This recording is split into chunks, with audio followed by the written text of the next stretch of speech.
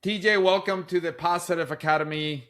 Whoa, I'm getting all mixed up. I was so excited doing the pre-work with you that I totally forgot but this is real. I think we got to flow this way instead of edit this. Welcome to the Positive Leadership Academy podcast. So honored to have you here. And before you say anything, I just want to thank you for your service. You spent 32 years and 20 deployments in the Army. And I think I always honor the people that are protecting our country. I think it's super courageous when you're talking about unconditional love. I think is something that you have done, and I'm pretty sure you keep doing that. But I just want to thank you for your services and making America safe. Is how it is right now. Thanks. I really appreciate it. 32 years of love. It was tough. It was tough love, I guess. But I enjoyed every minute of it. And now I'm enjoying retirement just as well. Yes, absolutely, and you deserve that. When you I coach individuals from the service that they're transitioning to the the civilian life, and kind of work with them on identity and how to fit into the corporate world. And I also work with individuals in the Army and also Air Force to be more resilient as well. But I always think of leadership, right? Quite different in the armed forces that in corporate world, right? So if you can define leadership for you, what it means to you, because when I talk to leaders in the corporate world, I mean, they give me the simple answers like, we're just leading people. Where I think the armed forces is such a I mean, there's so much the corporate world can learn from the armed forces because they in a way they know what they're doing, right? Yeah, I like it. So the Army's got a really simple one. So I'll go with that first. And I'll actually transition to what I like, right? Because it gives you some good background. So the Army's is also very simple. It's provide purpose, motivation, and direction. That is how they define leadership. That's how I learned it. But over my long years, you could provide all of that, and people may accept some of that, but it's how you do it. And for me, on a leadership definition is how do you inspire others to want to meet an objective with you and do it in a positive manner? That's what it's Mm. all about. And not just professional goals, but your personal goals as well. Because when those align from an organization, you're going to move that organization further. And for some reason, if they don't align, how do you get to the middle? How do you get to an agreement? How do you get to an acceptance and still move forward in the professional manner? So for me, it's being a leader is providing that inspiration for others who want to follow you. Not just, hey, I have to follow you because I have to, because I want to be with you every step of the way. And I've had to learn that over my long years. So that is me. And you see me smile, and that's the big one for me. You got to Yeah. smile to do it. Yes, and you said it, and what I like about what you say in a positive way, because I remember when I started my journey in the corporate world, and I started in Oracle, and I remember people saying, "You just follow the leader. He's the leader. You just gotta follow him. Whatever he says, whatever objectives, whatever mission we're going into, you just gotta follow." And I'm thinking, yeah, but what if the leader is not right? And what if so it became like more of a hierarchy of, okay, you're on top, so I'm just gonna do whatever you say.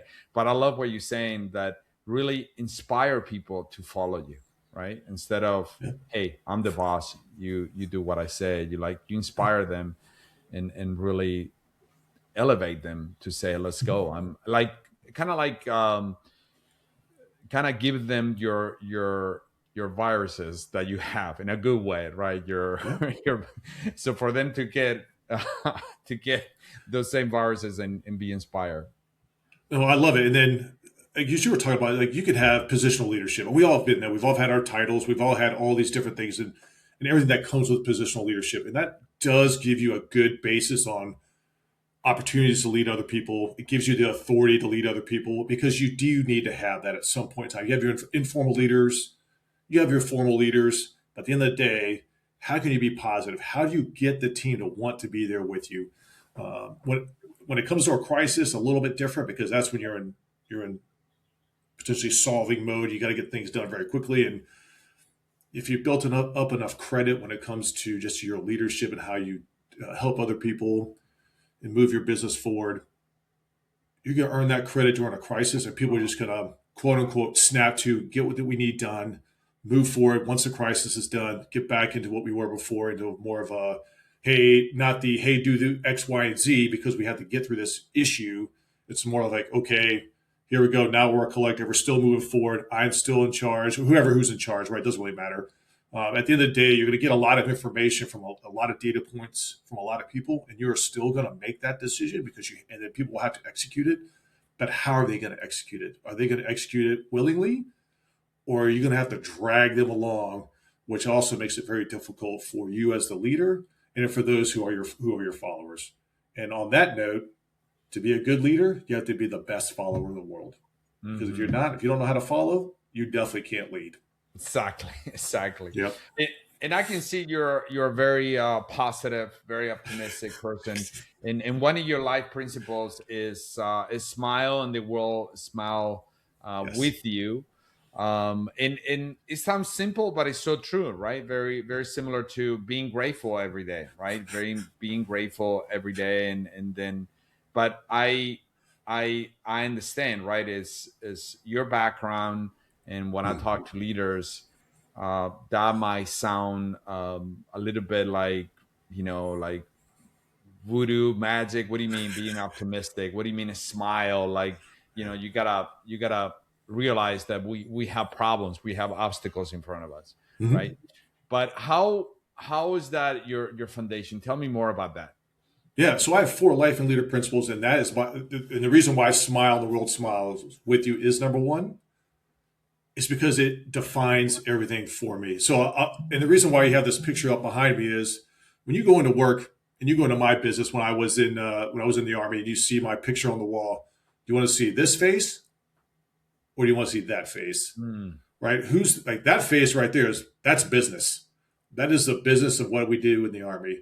But when you're coming to see me, or in the office, or I'm coming to see you personally, I would like to come see you better as a leader. I like to be in your spaces because it gets me an opportunity to want to get out of the office and see everybody, right? But if the pictures are me smiling or that guy, most people aren't going to talk to that guy. Like, oh, we're not going to talk to that man. He may be a little too scary, or may not be able to relate to any of the issues that I have. So smile, right? I talked about earlier. How do you inspire people? You inspire them by smiling. Just be open. Like you can have your RBF face. You pick whatever that B is, right? Resting B face. Do you want to talk to that person? You want to work with that person if that's all they come to work with every day? Or do you want to come to someone to work who is a person of really good character, who does smile, who does uplift and motivates everybody around them, and is also competent? Because you still have to have a competency level. I'm a big fan of character over competence, and that's where the smile comes from. But you also have to back that up with competency. So together, it makes a huge difference. It makes a huge difference for others wanting to come to work with you. And that's why I have a smile, and the world smiles with you, because I've been around the world for 32 years in the Army. I've served 9 times at a combat deployment where I saw combat 8 times. It's very difficult. Now, look, you're in the middle of combat, you're not going to be smiling, right? I get that. Oh, absolutely, yeah. But you have that positive energy. You have an outlook with your team. All the training that you've had going through, all the crucibles that you went through together as a collective, and going through whatever it is, whatever operation you've been asked to do. And even though you're not smiling in through that entire thing, everything builds up to that moment and then beyond it to recover from that moment. And so again, that's why a smile for me is the number one thing for being a leader. Yeah, absolutely, and it's so amazing, and I have practiced this because as a coach, I Nice. I tell people I eat my own dog food, right? So I practice what I preach, and it's so interesting when you work on your facial expressions when you meet somebody, right? It's so amazing, like you say, when you smile, how more open and receptive they're going to be than when you're serious. Because I tend to be a serious person. I didn't realize a lot of people will come to me and say, Javier, what is wrong? You're so serious. You're so upset, right? And I'm like, oh my goodness. And what happened is I was really looking into myself internally. right? Yeah. And we will touch into that. I think we have some things in common. And I was really looking into myself internally, and no wonder that was showing that brown, that really Oh brick yeah. wall face that I had. And it's so good when you smile, you connect. Yeah. One of the things that you talk about is discipline and Mhm. word indeed. um, and for me, I always I'm a believer, and to me, discipline is something is so hard to do, but at the same time, it's so good to do it. How would you translate that to the we can call it the civilian Yeah. leader out there, the CEO, the manager, right? How does that look like to have that discipline through the word and the deed? Yeah, I love it. So I always talk about discipline of thought, word, and deed, and everything begins with a thought. What can we do today as leaders to make the team better tomorrow? And that includes a lot of different things from self education and self reflection, whatever it is from a holistic point of view. And then how do we take all that and translate it back down into our teammates, our subordinates, followers, whomever, right? Whoever's, and even our peers. So really get everything begins with thought. And then word and deed. Does our video, what we do, match our audio, what we say? That's the big one. So right now I'm retired and I still have a very disciplined life. I go to bed at a set time. I get up at a set time. I have a do not disturb now. It's kind of nice on my phone. Didn't know that was even a feature on your phone, but now I know. And I'm retired and I use it like it's going out of style. But I get up in the morning, I walk my dog, I spend a little bit of time with my wife before she heads into work because she's in the military as well still. And then I work out in the morning. I've got a set time for that. And then in the afternoon, I'm doing all things in my office here. And whatever, anytime I have a schedule that I have to, if I get for a podcast like this or for anything else that's like kind of not a normal work schedule for me or a daily schedule for me, I definitely make sure it's as much as possible. It's not in my workout schedule because that's for me. And I need to make sure I build my resiliency when it comes to being fit in thought, word, and deed. Mm, Oh, excuse me, in mind, body, and spirit. And then um, and in the afternoon, what am I doing to make sure that I am getting what I need done as well? So right, I'm a sole proprietor of what I do, so I can only do my job. So, but for the CEOs and for the leaders that are out there, discipline is not this. It is not obedience. It's not you being obedient to a policy. It's not you ensuring like we don't. I mean, those two get confused quite a bit from discipline. I have to discipline somebody because they're not following a rule. Okay, but that's not what we're talking about for obedience. It is, do we have the discipline to meet the objectives that we have set forth for our company? And do we also have the discipline, if those objectives no longer fit our needs, do we have the discipline and the forethought to shift off of them to ensure that we are not going in a direction that's not good for our company or organization or whatever it is? Like, again, this is professionally and personally. And do we have the discipline to sidestep off and then move in somewhere in a different direction? mm, That is what we have to do. And then, and on that, I talked about policy, doctrine, whatever it is, great guidelines. But do we have the discipline to understand the difference between the art of leadership and the science of policy? Because mm. those two, when done together, are fantastic. If you go too much to one side or the other, I've seen this a lot, I'm sure you have too, is people are very dedicated to policy, very dedicated to doctrine, and they're so disciplined. They stick to that. They don't really understand how to be flexible in their job and to help others around them. So Mm. again, when it comes back to discipline, I say that's why I say thought. Everything begins with thought. What do we do today to help everybody else? Because to make an organization grow, at some point we're all going to leave, and that bench behind us has to fill that position that we are just vacated. And they have to have all the knowledge that comes with it. Maybe not all the experience, because obviously you're the one holding those positions, but at least at a surface level, baseline knowledge to ensure that the company doesn't fail, an objective doesn't fail, and maybe move it in a different direction that needs it for a future that maybe we didn't see 5, 6, 7, 8, 9, 10 years down the road as we were getting ready to off gas or leave our whatever our current steady position is. So again, discipline for me is thought, word, and deed. You got to make sure we help everybody else out because that is how everything starts. Is with that thought. How do we make the team better tomorrow? Exactly, and you made a really good point on who who's going to take over as well. I see a lot of leaders you're not thinking about that, hey, there's a progression place as well. You need to make sure that you build those leaders up as well. So that, like you said, that's part of your discipline. You've been very open on the dad's edge, and talk about PTSD and how you went through rehab, Oh, yeah. TBI rehab as well. I find out by going through, I don't know how many therapists. I found out, I live here in the Central Coast, and I went to San Luis Obispo. I saw a therapist, and I think it was the first session. Right away he says, "Oh, Javier, you have complex PTSD." I'm like, "What do you mean complex PTSD?" So the first thing that comes to mind is like, I you relate that with people that had very dramatic, very violent, and I started reading a really good book about complex PTSD, and I'm thinking, oh my goodness, I do have complex PTSD. And I was very open about it, and really told everyone I'm suffering from there. That's why my life has been a huge struggle. Almost my marriage ended 4 years into my marriage because of that, and I'm like, wow. And now I'm in my 50s. I'm in this process of, I don't think I'm necessarily gonna fully heal, but I am very invested in getting to know more PTSD, helping me with my triggers, helping other men with their triggers.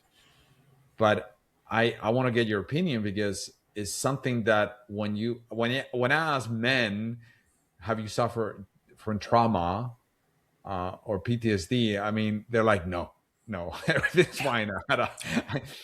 And I see a lot of men, a lot of high performing leaders admitting that they need help, right? Yep. So first, I want to say you look great for being over 50. Oh, Uh, thank you so much. It's the you, CrossFit. It's CrossFit. I give it to CrossFit. It helped me that's fantastic. tremendously. Your hair looks great. Like I look like I'm 50. Look at this Arctic blonde. It's all over the place. You've got color in yours, man. You're looking great. So I just want to let you know. Thank you so Um, much. Appreciate it. hey, us 50-year-olds got to help each other out, brother. Oh, we do. We do. We gotta give. It's funny. I hang around with the master division in CrossFit more than anybody else, because for Nice. us, after we work out the day after, it's more painful than the 25 Oh year yeah. old who just finished working out. So we stay together, and we lick up our own wounds together. Oh yeah. So that's actually helped me out with my PTSD stuff. Is obviously the physical piece of it's all part of the wellness and everything from a holistic view. I actually wrote an award-winning poem called "Reforged," and it was my journey through the entire process. Mm, And just like you were saying, is you have this, you sit down with a therapist, or people tell you, "Hey, you've got issues," and you say, mm, "No, I don't. I'm performing at this amazing level, and doing all this," and so we're armored. We keep adding all this armor onto ourselves, but at some point, the armor starts to crack. It becomes too heavy, and we can't move with inside of it. And then when that thing breaks, things start to happen. Like the mm, struggle is real, and that's what happened with me. So my daughter, very young at the time, and she said, "Hey, Dad, you're too scary." She was living with me during this in the summertime. She was with my ex at the time, and she's like, "Dad, I just want to go home," and it broke me. And then about a couple mm. days later, my wife came in and said, "Hey, remember we were talking about this?" And so all these things really kind of all came to a head at one point. And I also had marriage troubles as well. And then I started to seek help. And then once I started seeking help, I still hid it for a long, long time, for years. And it wasn't just a hallelujah moment, right? It took Mm. a decade plus to get to be actually very comfortable talking about it, because you're still this big guy. Everybody sees you. You're super successful. Nothing can be wrong with you. You don't have any issues, and so you try to show that to everybody. But again, attack it again, more armor on. Even though you're trying to rip some of that armor off, you're still putting more on and on and on. So eventually, I committed to seeking help, getting healthy, and it's been great for my marriage. It's been great for my relationship with my daughter, which I'm reconnecting with now. She's older, in her early 20s, because it was tough for her growing up around a dad who was dealing with all these things, right, from my time in the military, and then trying to get through all these challenges I'm facing. And Yeah. so now when I talk about it, it actually makes me feel better to talk about it with others. I could show them and maybe help connect their stories with mine, and maybe not share the Mm. same experiences. Maybe some of our experiences are the same, and maybe they're not. But at least we can connect a story of here's where I was before armored, and then I was breaking, and then I went through this crucible and this journey through how to reforge myself and being honed at the other side. And I like what you said. You're never going to be healed as this person Mm. way before these events occurred. You're never going to be that person. And frankly, that's what I was trying to be. And then I came to a realization again, decades later, wisdom speaking here, right? I'm never going to be that person. Frankly, I really don't want to be that person anymore. I want to Mm. be reforged and honed. And being honed is not easy because you Mm. have to go through the fire. You Yeah. have to go through the pressure. You have to, quote unquote, I would say it's a figurative beating to reforge yourself, this piece of metal. You got to bend a little bit more to come out on the other end sharper and better. And that process will always continue. It's never Yeah. a one and done kind of thing. And that's what I love about talking about it is, again, I could share that with somebody, hopefully get someone to start on their own path. And a quick story is I had this discussion with folks when I was visiting my wife when she was living in Korea and I was living in the States. I went out to visit my team that was out there. So we had a good leadership discussion. I talked about what I was doing in my reforged process. And a couple of years later, one of the service members actually got assigned to the unit I was in. And then I was as the senior enlisted guy there. And he handed me a letter and said, "Hey, I want you." And I read it when he was gone. I said, "I really thank you." And I read it when I got home. And I called my wife, like, "Oh my gosh, this guy has been on this journey for 2 years, and it was all because of that discussion I had." And then my wife also then says, "Make sure you stay with yours. Don't like you've been off and on since that Yeah. discussion. You need to get really more." Again, it comes back to the discipline, right? Yes. You told someone you're still doing it. You've been kind of waffling. Get back on it. So it was a great reminder to me as well as that feedback when someone said, "Hey, thank you for talking about this and allowed me to get onto my path to reforge." And now I still have that letter and I read it. I'm like, okay, when I feel like I am waffling, I read that letter and other letters and say, okay, let's stay the path, stay on what we need to do. And then no matter how painful it can be sometimes, stand up and have the courage to keep talking about it because you're Exactly. going to help somebody else. And Yes. that is what I want to do. And it's just been really great for me to be able to do that. It helps me out as well as I'm really, because again, it helps me out to continue on the path. And it really, how can I help others? Just makes it fun. It just provides the meaning of not self, but others. And that's what it really comes down for Exactly. me. Yes. Mhm. And yeah, it resonates a lot with me because the other day I had an incident and I told that individual, I say, I'm so glad I recognized my triggers because if I didn't recognize my triggers, it will be a very ugly event Yeah. just happen. And he kind of looked at me and he was shocked. I say I suffer from complex PTSD and trauma, and I get triggered. I used to get triggered very easy, and I do Mhm. things that I regret. And I'm so glad that what you did, I don't think you were aware of. I took that and I processed and I reacted a complete different way. That's But awesome. and what I also realize now is that the pain is still going to be there. Like the traumatic events, either emotionally or visually, is still going to be there. But it's how do I kind of say, okay, all right, hey, let's not jump into the old habits because it's so easy in a society that we are very open to give anything like to numb what it is, right? Either alcohol or pills or whatever. I don't whatever you do to numb that. And I tell man, I said, we need to face this. You need to face the pain. Otherwise, the scars is not going to close. You're still going to have the Yeah. scars, but they're going to be like really infected because all you do it is numbing the pain instead of really realizing that as well. But yes, and the discipline is one thing. I always tell myself if I don't do my daily routine, then I'm drifting, and drifting means that I'm not becoming aware, and not becoming aware is I'm going back to my old habits. So I really love what you're saying because it's an act of discipline to go through this. Yeah. Yeah, and then I like that. What you're talking about is like the daily routine. Because if I don't do my daily routine, I get out of whack in the evening. I'm like, okay, I missed something. And again, I'm injured, and some days I want to do something like, well, I have to curtail or maybe do an alternate exercise. But if I come off of that schedule, um, it can get Yes. frustrating, and I have to remind myself, okay, hey, it's only a day. Let's Let's get go. back into the fight the next day. Yeah. Yep. So tell me, you wrote a book for warriors and military families, but also for parents. Trying to stay present. Obviously, when the world pulls you in 10 different directions, right? Tell me more about the book. I'm a dad, and I think it's funny. I always tell parents, "Do you come with a parenting guy when you pick up your kid from the hospital and take it home?" No, you don't. And I say, all right, when they go through their hormonal change, you throw that book away and you're like, okay. And for me, it's kind of interesting because there's a great movie about a professional wrestler, and there's a scene where the daughter goes to him and say, you're not my dad anymore. I don't even know who you are, and that hit me home. And I was thinking, oh my goodness, my complex PTSD is affecting to be a good parent. And the last thing I wanted is to lose my daughters, right? So that kind of bring me center and say, okay, I need to take care of this because that's the last thing I want as well. But tell me more about this book and how it's Yeah. helping parents and also military families as well. Yeah. So on movies, a river runs through it. I think it was maybe mid to late '80s, early '90s movie with I Yeah, think it was a young Brad Pitt.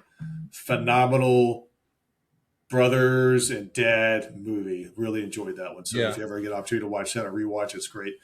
So Warrior Dad, my daughter got me this little bear called Cool Bear. He's in my Jeep. He goes with me everywhere. And I started writing poems and haikus about him in my last deployment. I have a children's book that at some point I'll publish. But then I started making or writing more about Cool Bear and putting on my past memories of a way to tell my daughter what I did over the course of my time while I was deployed in combat. Because she really doesn't know it. I really didn't tell her about it because, frankly, I don't really want her to know about it. But I wanted her to know through this book that I was always thinking about her. Her Mm, light, V Star, with a shining light in my life. That's what I call her. mm, She has lit my path all the way since she was born. When I first held her in my arms till to today, she is my inspiration for everything. And so I mm, wrote this book for her, and it starts with dad deploying when his daughter was 6. That's when, and I did it for 6 for a reason because that's when she was how old she was when she put me on my path to getting reforged. And through this whole book, through the story, you see the dad doing a bunch of different things while he's overseas, thinking about his daughter, and then you see her growing up in the book. And then he comes home, and she is 20 years old. And so it's this book is my life when I was in the army. Through the time she was about 6 years old is when I did it, all the way through how old she is now. And I wrote it so that parents can sit down and read it with their kids. They don't have to be in the military. I mean, obviously, I wrote about the military because I joined the army when I was 17. This is the only job I ever do, right? yeah. Uh, but it's an opportunity for parents to sit down and say, "Hey, it doesn't matter how old the children are," and say, "Hey, when I'm at work, if my job takes me away for a few days, or if I have, especially for a military parent, if I'm overseas or doing X, Y, and Z, I am still thinking about you. There are challenges that we face every day, but no matter what happens, sitting on a mountaintop after a blizzard, after an operation, or I'm working long hours in an office somewhere, or whatever we're doing, you are still within my thoughts. No matter what, I have those quiet moments. You are there for me. When I'm down at work, when I'm struggling, whatever it is, you are there for me. And I just want you to know that you're always there for me, and then I am always going to be there for you. And that's Mm, what this book is about. It's just to tell a story, and again, for others to then read the poems, talk about it, and then share their stories with their kids. And then maybe have their kids tell their stories back to them and just have a bonding moment. And just, again, to create a connection that's lasting mhm. for between a parent and a child. That's what I want it to be. And that's the goal for this book. And having had a lot of friends read it before that are not in the military, that even no affiliation with the military from a familiar perspective, they're like, hey man, this like one, they're like, I can't read all of it at one time, just too emotional. I said, well, that's good. It's good, right? And they're like, but this is great. I let my friend borrow. He's like, man, I sat down with my kids and we were reading through it. They're like, oh Mm, my God, they've got their favorite ones. And now yeah. they're talking about a bunch of stuff. I was like, wow, this is really cool. I didn't realize it would be that impactful as a, kind of my little test group I have for the book. So that's why I wrote it. And again, I'm hoping it will keep families connected over the long years from even as their children, kids get out and grow up and get out of the house and do great things. But again, it's for parents to tell them, like, look, what we do and what we sacrifice, the time commitments and everything else, so that you can have a better life and you can have better opportunities than we had when we were growing up. Yes. That's what it's all. And I've been around the world. 90% of the people, they just want to make a better life for the kid. It doesn't matter what country I was in. I've been to a lot of them. Uh, People just want to make a better life for themselves and really for their kids. And that's Absolutely. what this book is about. Yeah. Yeah. And what I like and what I'm sensing, what you're saying is it's also to be vulnerable with your kid. I think for me it was a breakthrough of really explaining, whatever events that went through, especially when my wife and I were going through a dark time. My older daughter remembers some of the incidents and really talk to her and say, "Hey, Dad was going through this. It's not an excuse. I just letting you know that I was going through that and I was really blindfolded. I didn't realize that and I think your book brings that bridge for kids for the kids and the parents to really be vulnerable and understand that, hey, we're not perfect parents, but at the same time, yeah, because my dad was perfect, right? I mean, my dad, man, he was he didn't do anything wrong. Like, I mean, I was taught that you don't speak to the table until you're 17 years old. So, and he passed away when I was 13, so I couldn't speak in the table. So everything that he did was right. So I was like, okay, Dad. I mean, you're cool, man. Everything is cool with you. I mean, I was Love it. raised that way. So imagine. I'm glad I didn't bring that to my daughter. So, but I sense that in the book, and it's a great tool to connect Thanks. kids and parents and kids. Where can people find you? So warriordadstories.com is my website. And on Mhm. there, you can you join the mission. You'll see that on there. You can actually download a companion guide from my website. It's a companion to the book. It's free, and it gives you the backstory. I like to call it like the lost haikus that that were the inspiration for a lot of the poems inside the book, and it gives you a backstory on a lot of the book as well. And it has a lot of my work. Like I have a thing called the Creative Forge. My award-winning poem is on there. Some of my other work is on there. In fact, I'm getting ready to post another set of poems because this month is poetry, and I'm a warrior poet, and never really Let's told go. anybody that until I came out of the military. Yeah, it was crazy. And I've been writing up all my life, and so now that my daughter just told me a week ago that this month is National Poetry Month. So I was like, oh. Let's So I go. just started doing daily poetry and getting it posted online. So I'll be posted. I got to update my site on the ones I've already posted, but that's where you find me at warriordadstories.com. Come visit and then let me know. I would love to, share experiences with others and get connected with other people as well, just because it's fun learning about other people and just listen to other people's stories. Because I'll tell you what, because people are amazing. I mean, no kidding. Absolutely. People are just freaking amazing. Absolutely. Well, I definitely want to have you for another episode because I'm doing Thanks. a segment on PTSD. So love to have you and really get into that Perfect. topic because I think there's a lot of men with a lot of trauma, and we bring that trauma without knowing to our work life and our personal life, and it's good to be aware of it so you can live.